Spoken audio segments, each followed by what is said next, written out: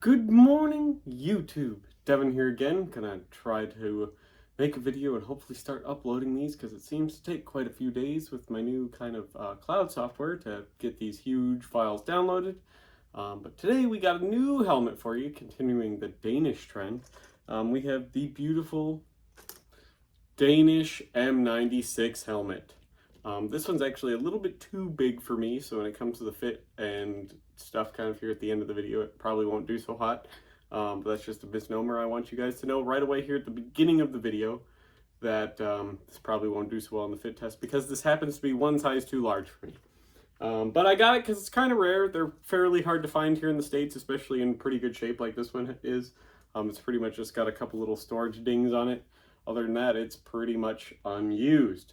So the Danish M96 helmet is a helmet adopted by Denmark in 1996. It is a helmet they still currently use. Actually, they are trying to replace it, but I think it's going to be in service for probably a few years yet because money, obviously. It's a really, really good helmet design. It's obviously based off the American Pasget helmet shape. It's almost the exact same kind of shape as that. But they did kind of reduce the amount of holes drilled in the shell, which is good for shell integrity of the helmet, obviously, which is going to offer more protection. They are made by a French company known as CGF Gallet, who are known for developing the Canadian CG634 and the French F2 helmet, as well as a ton of firefighter helmets and first responder helmets and stuff like that all across the world. So they were bought out by MSA a couple of years ago. MSA is the mining safety, I think something or other, I forget what the A stands for, but they are a big American company that makes protective equipment, obviously for mining, and they made a lot of ACHs and other body armor and stuff like that, as well as gas masks and respirators, all kinds of stuff for the government, various governments all over the world. But this is a helmet that was developed by CGF Gallet back in the day, obviously back in the 90s. It is a hybridization of the French F2 helmet and the Canadian CG634 helmet. It's actually kind of a, you can see a lot of similarities, and I'll get both of those out when we take a look here at the liner in just a few minutes. But yeah, this helmet is still technically in service to this day. If anyone has a size 2 that's in good shape and needs a bigger size, this is a size 3. I'm willing to trade you because it's actually a really, really cool helmet. I'm very glad to have it in my collection. So it has a lot of neat features going for it. And everything like that. It's basically, if you really, really like the Canadian CG634, those of you who have experience with it, imagine putting that liner into a kind of pseudo-esque Schuberth helmet. There's kind of some Schuberth elements in here too, the German M88 Schuberth helmet. So it's a neat design. So we will flip the camera around in an effort to try to keep the videos a little bit shorter here, so they upload a little bit quicker, hopefully, so I can get stuff out, so I can continue to keep the channel from dying. So, but we'll flip the camera around, we'll take a look at the liner of the Danish M96 helmet compared to a Canadian CG634 and a French F2, so stay tuned. Okay, so here we are again. I got the Danish M96 here on the right and the Canadian CG634 on the left. But before we get into both of those helmets, we're going to show you the one that influenced both of them. And that would be the French F2 helmet here. As you can see, I'm going to find you the chin strap here, so it's a lot easier to see. You can see the kind of liner influence type suspension thing that's here. It's a lot of like foam pads. The sweatband runs through these kind of channel loops, and then it's this weird kind of hybrid suspension pad type helmet. This would be the helmet that would start that, obviously, in the composite family, even though this liner was directly taken from the French F1 helmet, which was a steel design, but it would go on to be a helmet trialed by both of these countries. And then both of these countries' helmets would be developed respectfully by Gallet. And you could see the influence of both of the F2 design here in both of these helmets. You can see a lot of CG634 though in the Danish M96. CG634 would be adopted 2 years prior. You can see a lot of similarities here in the chin strap, what with this kind of leather Y yoke in the back. The CG634 is a bit smaller, the same kind of plastic slider buckle arrangement to adjust the chin strap about. Very similar method of trying to not have the Danish M96 tip over. It's not very stable. Same kind of chin strap release. It has this kind of ace, kind of spade-shaped buckle that would be held in place by these two kind of tension clips. That whole kind of green leather type thing on this kind of durable cotton webbing.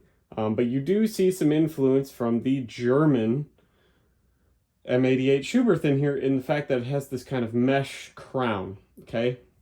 But everything else is actually very similar to the CG634. You see that kind of leather covered fabric sweatband that is routed around this kind of cotton blend suspension. The Danish one is actually held in place with Velcro. So it is Velcro tabbed in place, where the Canadian one, the CG634, just routes through tubes that are sewn with these kind of fabric loops. Other than that, you see kind of the same suspension arrangement, that fabric that is held in place. The whole liner is held in place on the Danish M96, much like the F2, with snaps all the way around. So the whole liner can just be, these little studs can just be pulled away from the shell. They are snaps, and the liner can be changed out very easily. You see this kind of gray styrofoam type liner, impact liner in the Danish M96, much like the CG634. You see, you know, a lot of similarities here. These foam pads kind of backing the circumference of the sweatband, and all that other good stuff, just like on the CG634. So there's obviously, CGF Gallet obviously showed the Danes the CG634, showed them the F2, and all the other good stuff. The Danes made quite a few little changes and everything like that. And then bam, you have the Danish M96 helmet, as you can see here. It's a very, very unique liner. It's a very comfortable liner. It isn't quite as prone to adjusting as bad as the Canadian CG634. The Canadian CG634 helmet is known without any modification in its standard base form to adjust to be too loose on the fly in kind of heavy use scenarios.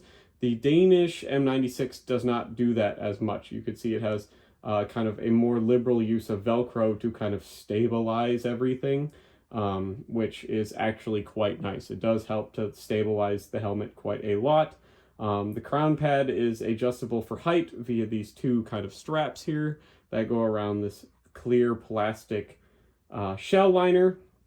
To adjust for height, you would just undo those behind the suspension and let them in or out to raise or lower the crown, whereas the F2 and the CG634 are done with a drawstring. Other than that, these helmets, they're all 3A rated. They are all a Kevlar as far as I know. The F2 is a Spectra, which is basically another composite name. So aramid fiber, it's its own kind of proprietary weave developed by Honeywell that would later be bought by, the rights to manufacture would be bought by Gallet, obviously, but for all intents and purposes, it is Kevlar. It's known as Spectra fiber, though. I believe the Danish shells are Kevlar. The M96s are Kevlar. Everything I've read kind of says that they're Kevlar. I do see some stuff that does say they are Spectra, so I'm not quite sure if there's like a date where the contract changes on what material they are made out of, but this early gen CG634, you can tell by the black rim, is indeed made out of Spectra. The F2 that I showed you on camera earlier is indeed made out of Spectra, but for all intents and purposes, it's just its own proprietary blend of aramid fibers and resin, and a specific weave. It's just a name brand of aramid fiber, much like Kevlar is. So, but whatever it is made out of, it's basically 3A rated, so it's rated to stop shrapnel and 9mm FMJ, even though it's not actually directly rated to stop bullets. That's what they use in the factory to simulate shrapnel, is a 9mm FMJ bullet. But it's basically rated for shrapnel protection. Most composite helmets are only rated for shrapnel protection. There really isn't that many helmets out there, well, none actually in common use, that are designed to stop bullets for an entire army. And by that I mean a mass-issued helmet until very recently, and even then, it's probably still not recommended to be shot in the head. So, but now that we've taken a look at the liner, we will flip the camera back around here, and I will do the kind of show you what it looks like being worn. Once again, it is a size too big for me. but we'll still put it through normal paces, see how it feels, how it fits, and I'll show you what it looks like in various different profiles. So stay tuned. Alrighty, so here we are again, back in front of the camera, back in front of the flags, in front of the wall here, which looks much better than my very bland white wall. All these flags were sent to me by lovely subscribers and Patreon members. If that interests you, there will be a link in the description. $1 a month gets you into the Discord. It's also the best way to get a hold of me, and everything else like that. So your support of $1 a month goes a long ways to really, really help the channel. So, especially since I just had to buy 2 different cloud streaming subscriptions. So, to try to keep making videos, because the files are getting too big to just transfer. So, all right, let's put the Danish M96 on here. As you can see, it is way too large for my my head. The Danish M96, much like even the chin strap, is adjusted as like small as it will go, and it's still really, really kind of loose and baggy on me. So like I said, please give this helmet a pass because it isn't the correct size. Most soldiers will fit into a size 2. This is for soldiers with an exceptionally large head. So unlike the United States, but a lot like other countries, there's basically a small, medium, and large, and the vast majority of people are going to fit into a size medium. Small being for people with exceptionally small heads, and large being for people with exceptionally large heads. So this happens to be a large. So I wear for reference, an American size large ACH and an American size large PASKit. But I wear a medium CG634, and this thing is gigantic. It's like a bathtub on my head. And as you can see, the chin strap is literally as small as I can make it, and I still have this much room. This is for somebody with an absolute melon of a head. But this is what it would look like from the front, not necessarily on somebody as small as me, somebody probably a much larger size than I am. But it's very PASKit-esque from the front. It's actually quite comfortable, even though I have a ton of play, because I have it adjusted as small as it'll go, but it is still way too big for me. So, but we got to take what we can get here. So, this is the Danish M96 helmet from the front profile. This is the Danish M96 from the right side profile. This is it from the rear, where you can see that kind of fancy yoked chin strap leather pad, nape pad thing. So I'm just going to pull it as tight as I can without like obviously trying to adjust the position on my head. I'm just going to try to hold it tight by the chin strap here, and well, not tight, but like snug, to see if it would bite when I simulate going prone, because obviously it's not the right size. So I'm not going to influence it too much. But as you can see, the nape pad sits up rather high. It gives you a lot of space for clearance on this helmet, so you don't really have any bite or any dig in or anything like that. And I'll just do it one more time here. Look up as high as you can. You don't feel anything. You don't get any nape bite like a lot of chin straps or nape pads and stuff will give you, kind of right there on your neck. The shell does not contact my shoulders or anything like that. Obviously, with an excessive amount of equipment, it could get in the way. Potentially, even this helmet being not correctly sized for me, it still doesn't bite or pinch. So, and then here we have the left side profile of the Danish M96, and then we bring it right back here to the front, where we can now conclude the video.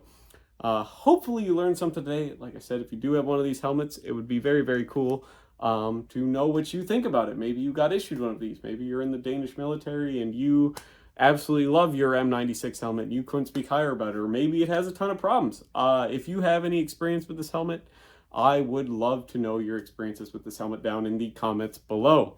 So, thank you all for stopping by. Hopefully I can see all of you here in the next video, and we can continue on making videos and hopefully moving on with a regular schedule here sometime in the near future as I keep working kinks out to improve the channel ever more. I appreciate each and every one of you, and thank you for bearing with me. Bye-bye now.